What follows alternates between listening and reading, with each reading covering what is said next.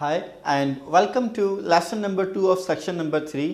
जैसे कि मैंने आपको बताया कि इस सेक्शन में हम लाइफ साइकिल्स की बात कर रहे हैं, तो ये जो स्पेसिफिक हमारा लेसन है इसमें मैं बात करूंगा प्रोजेक्ट लाइफ साइकिल की। इससे पहले मैंने आपको जनरल डेफिनेशन दी थी लाइफ साइकिल की, अब हम बात कर रहे हैं प्रोजेक्ट लाइफ साइकिल की। देखिए, जब भी हम कोई प्रोजेक्ट करते हैं, मैं समझता हूँ as a project manager your key to success is कि you understand the project life cycle. आपको पता होना चाहिए कि प्रोजेक्ट का स्टार्ट क्या है, प्रोजेक्ट का एंड क्या है और प्रोजेक्ट किन फेजेस से जो है वो गुजरेगा।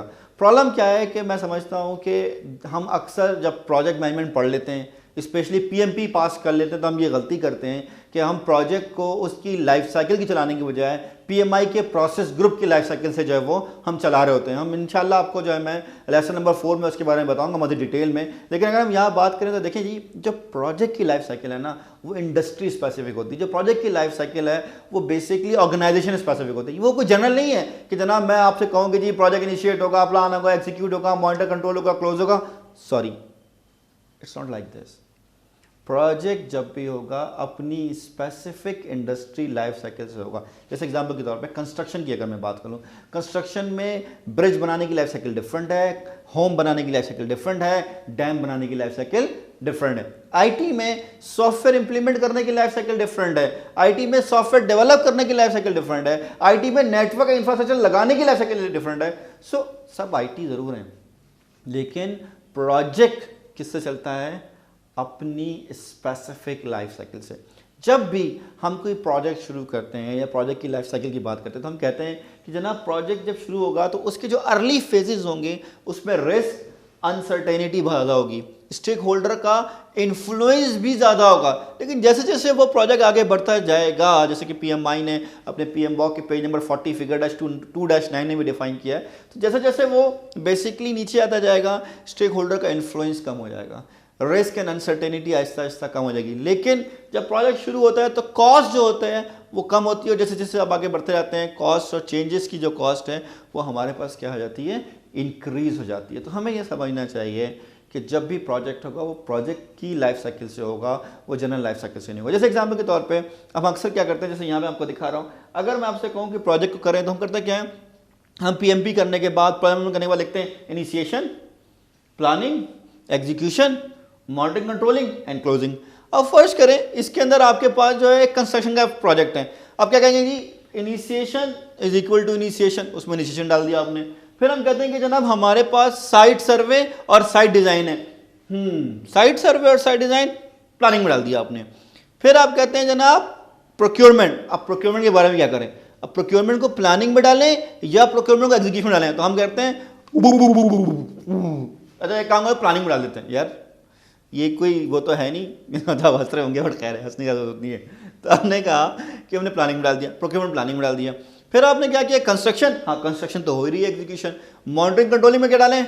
बड़ा सोच विचार के आपने उसमें कमीशनिंग डाल दिया। आपने कहा भाई कमीशनिंग यहाँ आ जाएगा, और क्लोजिंग तो है ही क्लोजिंग।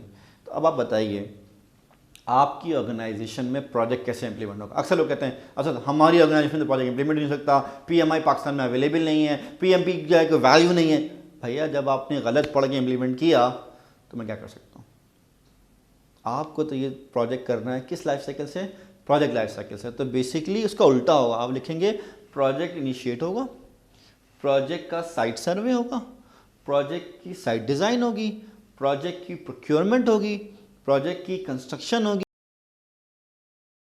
और प्रोजेक्ट की क्लोजिंग होगी। अगर आईटी का प्रोजेक्ट है तो प्रोजेक्ट इनिशिएट होगा, प्रोजेक्ट की प्लानिंग होगी, प्रोजेक्ट की जो है वो एनालिसिस होगी, प्रोजेक्ट की डिज़ाइनिंग होगी, प्रोजेक्ट की डेवलपमेंट होगी, प्रोजेक्ट की टेस्टिंग होगी एंड फाइनली प्रोजेक्ट जो है वो आपका क्या होगा?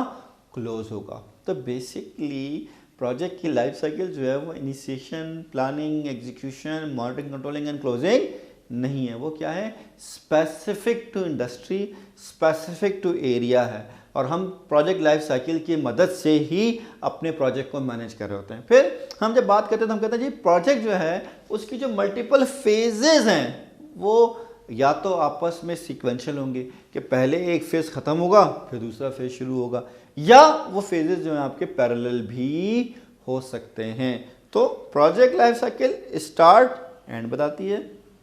Project life cycle specific to industry, specific to organisation होती है। प्रोजेक्ट लाइफ साइकिल को मल्टीपल फेजेस में डिकम्पोज करते हैं। फेजेस सीक्वेंशियल भी हो सकते हैं और पैरेलल भी हो सकते हैं। फिर हम फर्दर बात करते हैं तो हम कहते हैं कि जनाब प्रोजेक्ट में जब प्रोजेक्ट शुरू होता है या अर्ली फेजेस में कॉस्ट और स्टाफिंग लेवल कम होती है। जैसे जैसे प्रोजेक्ट आगे बढ़ता जाता है कॉस्ट और स्टाफिंग लेवल बढ़ती चली जाती है। जब प्रोजेक्ट शुरू होता है तो स्टेक होल्डर का इन्फ्लुएंस, रिस्क और अनसर्टेनिटी ज़्यादा होती है और जैसे जैसे प्रोजेक्ट आगे बढ़ता है उसके स्टेक होल्डर का इन्फ्लुएंस, रिस्क और अनसर्टेनिटी क्या होती है, कम होती चली जाती है। So this is very very important part and I hope मैंने आपको इस वीडियो में प्रोजेक्ट लाइफ साइकिल के हवाले से जो है वो इंपॉर्टेंट कॉन्सेप्ट प्रोवाइड किए। नेक्स्ट जो हमारे पास लेसन है उसमें मैं आपको प्रोजेक्ट लाइफ साइकिल की टाइप्स के हवाले से बात करूंगा। Thank you.